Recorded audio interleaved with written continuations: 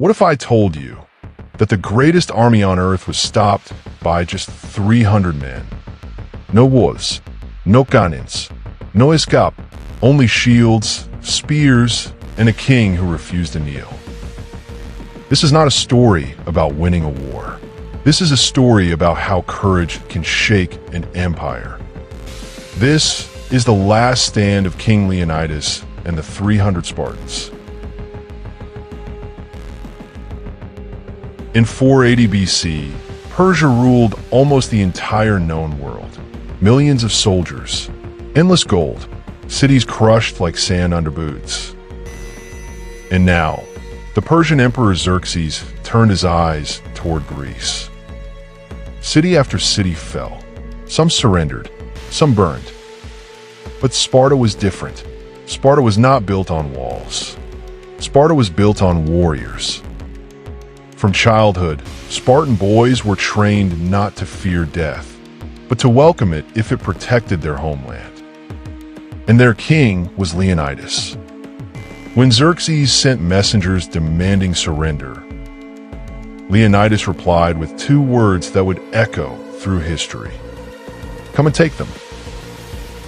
But there was a problem. Spartan law allowed only a small force to march unless the full army was summoned. So Leonidas chose 300 men, not the strongest, but those who already had sons, so their bloodline would live on. They marched north to a narrow mountain pass called Thermopylae, a place where numbers meant nothing, and courage meant everything. The Persian army arrived like a black storm, so many soldiers that the sea looked dark with ships. Xerxes laughed when he saw only a few thousand Greeks and just 300 Spartans at the front. He waited 4 days, expecting surrender. It never came. On the 5th day, he attacked. Persian soldiers rushed forward and slammed into a wall of bronze shields. The Spartans moved like one body. Spears stabbed, shields crushed. Persians fell by the hundreds. Again and again, Xerxes sent wave after wave, and again they failed. Even the elite Persian guards, the immortals, were destroyed. The mountain pass was too narrow. Thousands could not fight together, and in that narrow space, 300 warriors became an unbreakable wall. Greek soldiers who watched from behind realized something unbelievable. These men were not fighting to survive. They were fighting to die with honor.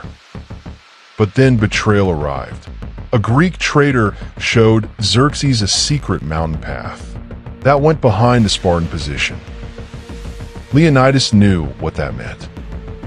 They were surrounded. There was no escape. So Leonidas did something unforgettable. He ordered most of the Greek army to retreat.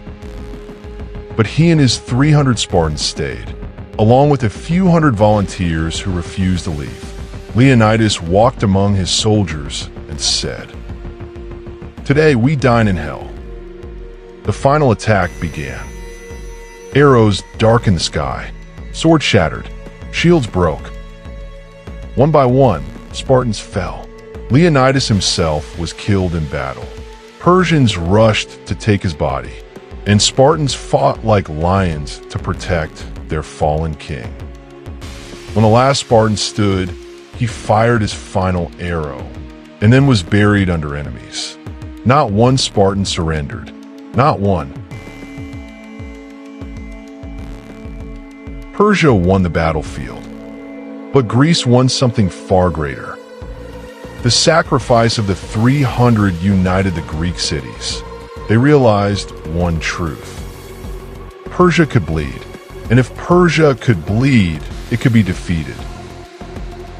Months later, Greek forces destroyed the Persian navy, then crushed their army. Xerxes returned home defeated, and Leonidas?